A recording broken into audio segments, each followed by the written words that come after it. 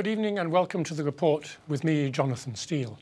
Tonight on the programme we'll be discussing the outcomes of the Conservative Party conference, as well as the aftermath of airstrikes in Syria and other stories making the headlines today. Now, all 7 charges against the human rights activist Moazzam Begg, who'd been arrested on terror charges, have been dropped today. Yasmin Khatun has more on this story. On a cold and windy Tuesday morning, activist, human rights champion and former Guantanamo detainee Moazzam Begg was arrested. It was alleged that he had facilitated terrorism on his trip to Syria. 8 months later, and just as his trial was set to begin, Moazzam Begg today has had 7 terror charges connected to his trip to Syria dropped. Of course, we are ecstatic with the news, as is Moazzam and his family, of course, really relieved. And it's an outcome that we were expecting all along, even if, this had gone to trial. We were expecting the same outcome because, of course, everything that Moazzam had admitted to doing was not a criminal offence, and the prosecution have now come to that, although it is just a few days before trial. Obviously, this is welcome news. After months of campaigning for his release, this comes as a welcome to many of his supporters who had previously claimed his arrest was politically motivated. Demonstrations held in London brought together all sides of the community in calls of injustice. This was the first time Moazzam had ever faced any charges. He was previously held by the US government at Bagram Detention Center in Afghanistan, then Guantanamo Bay in Cuba for nearly 3 years after being arrested in Pakistan in February 2002, suspected of being a member of Al-Qaeda. After leaving a community puzzled over the arrest of a man they champion, has this new development reignited calls of injustice? It wasn't too long ago that Moazzam said the struggle for reason and justice is clearly a longer one than I once imagined, but since our aim is a good and just one, I do not believe our detractors will succeed. Yasmin Khatun, The Report. Well, joining me in the studio to discuss this is Cerie Bullivant, spokesperson for the human rights advocacy group CAGE. And on Skype we're joined by Massoud Shadjareh, chair of the Islamic Human Rights Commission. Welcome to you both. Let me start with you, Cerie. I mean, the charges appear to have been quite flimsy. What were they specifically? Well, specifically, it was to do with a generator that Moazzam sent to Syria, which they said that doing that was funding terrorism. So that was one of the charges. While Moazzam was out there delivering aid, he did some fitness with some groups of people, and they said that this was terrorist training and that he had attended a terrorist training camp.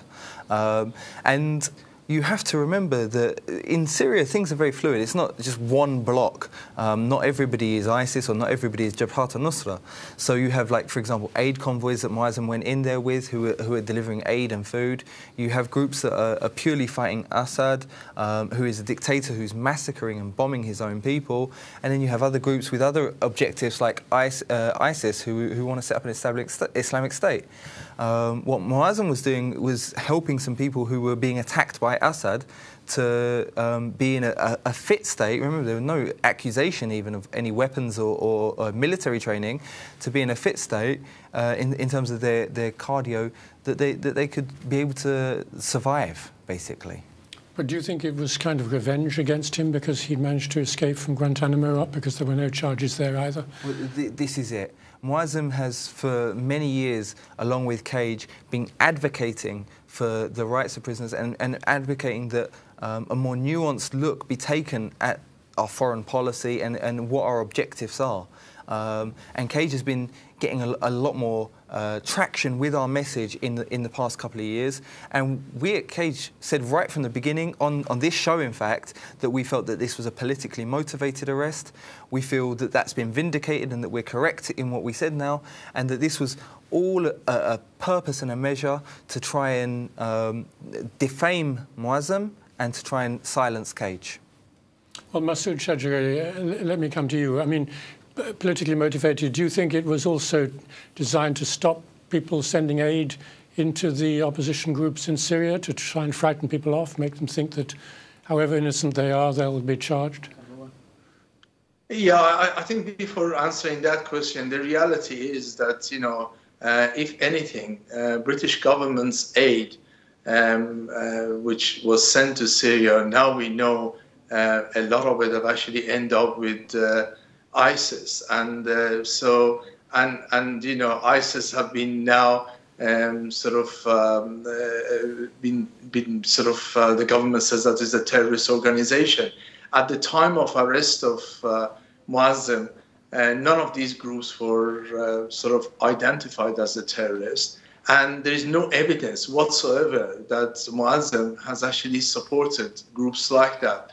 In reality, as I know Moazzam, he's not a takfiri. He actually believes in justice and he promotes justice, which brings us to the issue that I don't think the issue was just over Syria, because at that time of his arrest, the government was advocating further support for the opposition in Syria.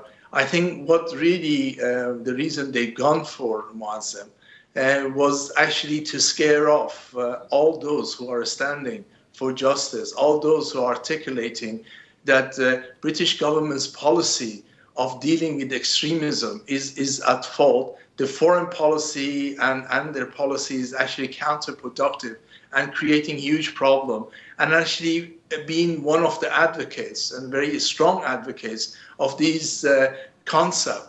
And I think the reason they stopped him wasn't because of one generator. For God's sake, what is one generator is going to do in comparison to what British government was itself giving?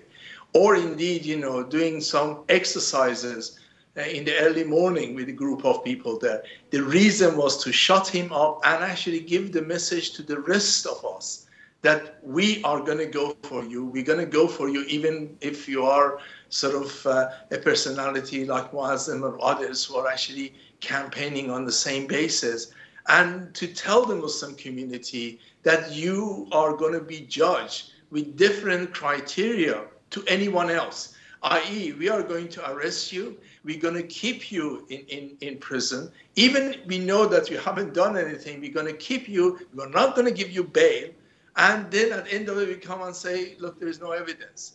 But still we will harass you for months and months and actually try to put pressure on your organizations, on your colleagues, on your family and so forth. And this is really the reality of the message that this government and now the police and the prosecutors are giving to the Muslim community. But we really need to say it over and over that we are not going to be scared off by these tactics. And we will stand up for what is right and what is just, no matter what they do to us. Okay. And you know, I'm glad that Moazzam has gone the right way through, and we all expected the same thing happening, and he will be released. Let me come back to Kerry.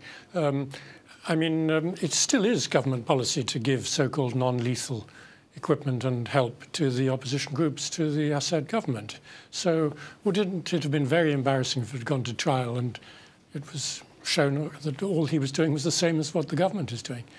Well, this is the irony of the situation. The government says that while it's allegedly supporting certain groups within the rebels, it's also bombing or part of the coalition, sorry, which is bombing rebels in Aleppo and Idlib, where there are no ISIS. The whole premise for why we've gone in and our strikes on Iraq has been falsely sold to us as an operation against ISIS, when in actual fact it's much, much broader than that and much, much more nefarious. Well, what is it then? I mean, specify what you mean. If this is an operation trying to target ISIS, why are they attacking regions where it's very well documented that there are no ISIS troops, in areas where other groups are in control and other groups that are focusing their efforts on Assad? Now, I think there's clearly been a bit of a quid pro quo here with sort of behind-the-scenes deals between Iran, perhaps, or other people that wish to see the resistance against Assad weakened, and the Americans who want their help in pushing back ISIS. Well, this is all rather speculative, but isn't it the case that the groups that they've been attacking, Jabhat al-Nusra, are al-Qaeda linked and they're on the sort of Western terrorist list, so they're not very different from ISIS? But what was the premise on which we were sold for going into this war? The premise was that ISIS are the threat, ISIS are the ones that are establishing something, ISIS are the ones that we need to be worried about. Jabhat al-Nusra, for example, and I'm not supporting them here, but Jabhat al-Nusra released 80 UN peacekeepers without requesting without getting any ransom or without getting anything in return. They just released them. So they're clearly trying to take a more moderate stance here, but our solution with our hammer is to hit every nail. And it lacks the nuance to realise what we should be doing and look at the situation with more depth. All we're actually going to do is take groups that were at one time fighting each other and unite them against the renewed invasion. Well, coming back to Moazzam himself and his family, I mean, will he now take sort of measures against the government for wrongful arrest and imprisonment and so on? I think that's going to be a decision for Moazzam and his lawyers to look at when they have some time to fully let all this sink in. I think if it turns out that that is an avenue open to him, that's a perfectly reasonable thing to do. They've taken away 7 months of his life. They've defamed him. Moazzam is very well known for his integrity and his justice and his honesty. And they've constantly attacked that. And so if it turns out that there is a legal recourse, I would personally suggest that he takes it and he gets reparations for the damage they've done to his life. Well, Massoud, coming back to you, I mean, this is a good news story, an unusual one. Do you think it will actually prevent the government or deter the government a little bit from arresting people in the same way who come back from Syria? You know, rather than looking at the bad side of this, let's look at the good side of it. Well, I wish that was the case. I mean, the reality is that Moazzam is not the only one who's been wrongfully arrested.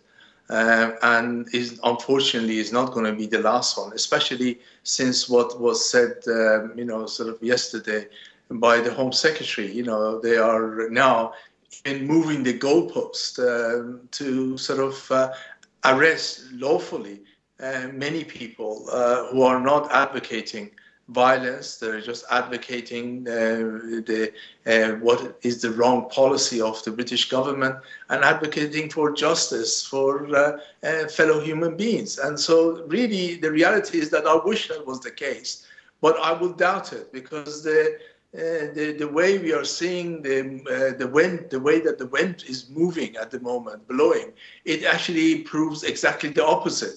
But you know, I have to say that, you know, I hope that Moazzam will take legal action, not just for himself, and I think you know, he has suffered, but for everybody else. I mean, the reality is that this government, unless we challenge it and challenge it over and over again, we are not going to get anywhere.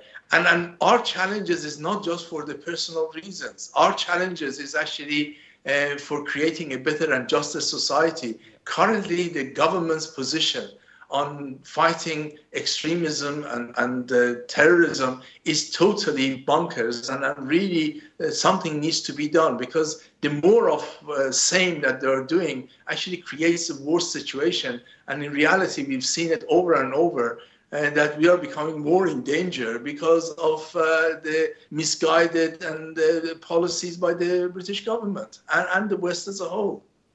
Well, I think on that note, we'll have to end this section of the programme. That's all we have time for.